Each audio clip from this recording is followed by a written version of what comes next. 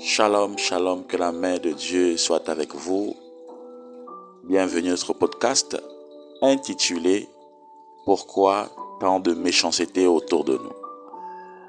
Une grande question, un grand thème que nous allons aborder ce soir. Attache ta ceinture de là où tu es. Allonge-toi si tu étais en train de t'apprêter à dormir. Allonge-toi, nous allons passer un bon moment dans la présence de Dieu. Alors, certainement tu te poses des questions. Prophète, je suis quelqu'un de très bien, je suis un enfant de Dieu, j'ai accepté Jésus-Christ dans ma vie et je marche dans ses voies. Mais malheureusement, depuis que j'ai accepté Jésus dans ma vie, mes amis m'ont abandonné, ma famille m'a délaissé, je suis devenu comme la risée de plusieurs personnes. J'aimerais te dire ce soir que cela est normal. Cela est normal. Vous savez, malheureusement, lorsque nous venons en Christ, nous pensons que tout sera rose, tout sera facile. Malheureusement, ce n'est pas souvent le cas. Ce n'est pas souvent le cas pour une simple raison. Nous sortons d'un système. Nous avons appartenu à un système auquel nous avons renoncé. Lorsque nous avons accepté Jésus, nous avons accepté de renoncer à tout ce système auquel autrefois nous appartenons. Parce que la Bible déclare dans le livre de 2 Corinthiens que lorsqu'une personne est en Christ, elle est une nouvelle créature. Les choses anciennes sont passées et voici, toutes choses sont devenues nouvelles. Donc il est naturellement normal de voir autant d'hostilité autour de nous. Parce que vois-tu, malheureusement en Afrique, c'est dur de le dire, mais malheureusement en Afrique, c'est dur de voir l'autre avancer. On a toujours la culture de dire que lorsque l'autre avance ou lorsque l'autre sort du lot, il est souvent pointé malheureusement du doigt. À tort, parfois très souvent à tort. Pourquoi tant de méchanceté autour de nous? Pourquoi tant d'hypocrisie autour de nous? Ce sont des questions que tu te poses ou tu te poseras certainement toi qui es en train d'accepter le Seigneur.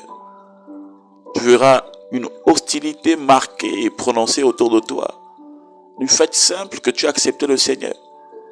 Tout le monde ne verra pas ça forcément d'un bon œil. Tout le monde ne regardera pas forcément ça avec admiration.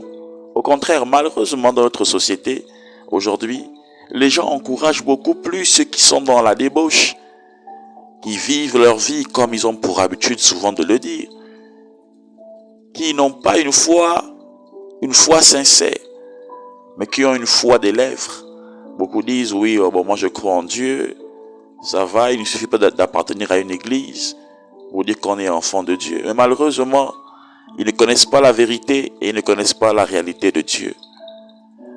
J'aime à dire que nous sommes tous des créatures de Dieu, mais nous ne sommes pas tous des enfants de Dieu. Donc tu remarqueras une grande hostilité autour de toi du fait simple que tu as accepté d'abandonner plusieurs choses. Je me rappelle d'une amie qui m'avait posé la question que prophète, pourquoi est-ce que depuis que j'ai accepté le Seigneur, je vois mes frères et mes sœurs se moquer de moi, me critiquer, me calomnier. Ils attendent souvent que je me déplace pour rester à rire derrière moi. Et lorsque je vois ça, me fait très mal. J'avais dit à cette personne, c'est normal, tu es sorti du monde. La Bible déclare que celui qui est ami du monde est ennemi de Dieu. Tu es sorti du monde. Nous sommes certes sur la terre, mais nous ne faisons pas partie du monde. L'apôtre Paul nous exhorte à avoir le renouvellement de l'intelligence. Nous ne sommes plus pareils. Et c'est difficile pour nos frères et de nos sœurs, de nos amis de l'accepter.